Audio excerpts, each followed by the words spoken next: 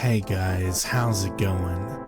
This is Natinator. Welcome back to your weekly dose of Creepypasta. I just got a short story for you today. Technically, I already read a story this week. If you go to my last video, which was a live stream, I read a story live there. I messed up a few times, but I think I did okay considering. So go check that out if you haven't seen it yet. Now, let's thank our patrons over on Patreon. Y'all are great. Shoutouts to the Disciples, Tiffany, Backwards D Dog, Backup Puff, Amberly Perry, and Christina Cable. We are truly blessed by you guys. Now, let's get right to the story. As always, turn out the lights, get comfortable, and let the story begin.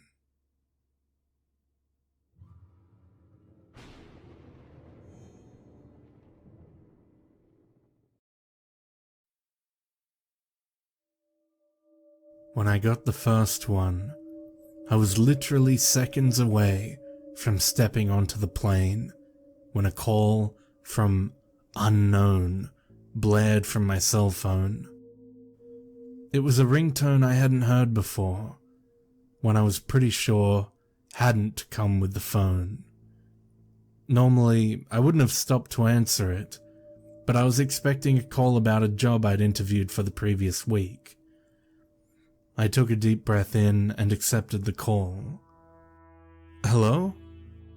Do not get on the plane.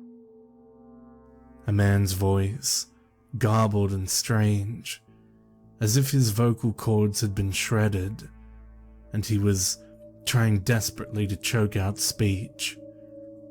Despite the unnerving, fractured quality of his voice, his tone was insistent and eerily calm. Then the call ended. I froze. I'd always had a slight phobia of air travel, and something about this call just...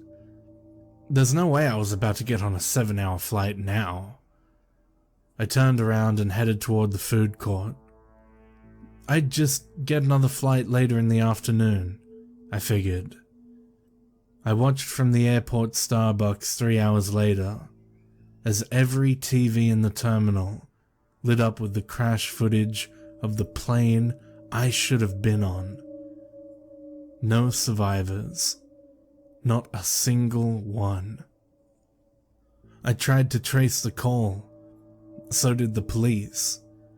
But there was nothing to trace. There was no evidence my phone had ever received a call around that time. They analyzed phone records, incoming and outgoing communication to my phone. Nothing.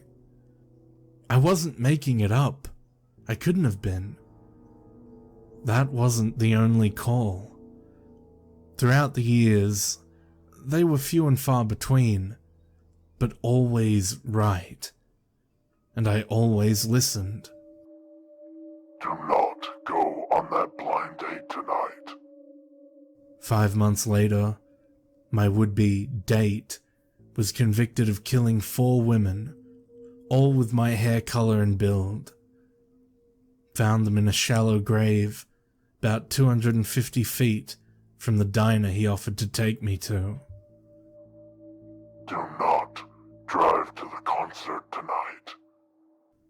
18-wheeler lost control and plowed into a line of cars. Every driver crushed. Every driver killed. In the stretch of freeway I would have been driving down. No matter if I got a new phone, if I moved across the country, the calls would still come. I could almost feel the presence of whatever it was, whatever it is, watching over me. I imagined being at the bottom of the freezing ocean, still strapped into my coach section plane seat, or being in that mass grave across from the diner, or watching an 18-wheeler skidding toward my car, knowing death was imminent. And I'd get this tightness in my chest, I'd think about how thin that line was, how close I'd gotten. If I hadn't had a job interview I was waiting to hear back from, I'd never listened to that first call, and that would be it for me. It always felt like something was coming for me.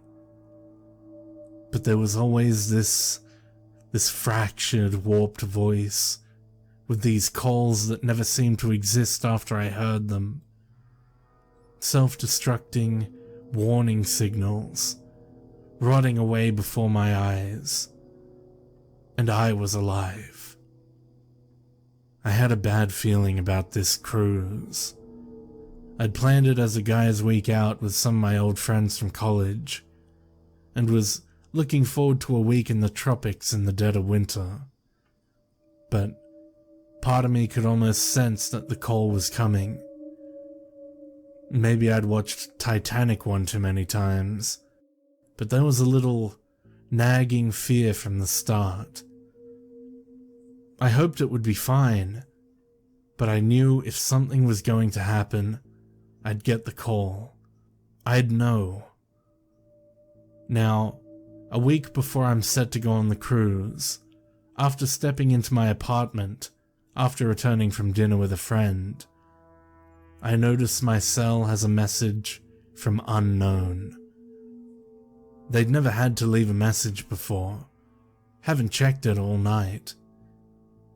Damn it. And I'd really wanted to go on that cruise too. Ah well.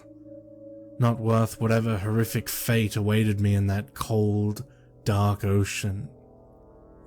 I click play message, and I feel my stomach drop as I listen to the voice, sounding horrifically distorted, as if it emanates from a throat slashed to ribbons, crackling with more urgency than ever before.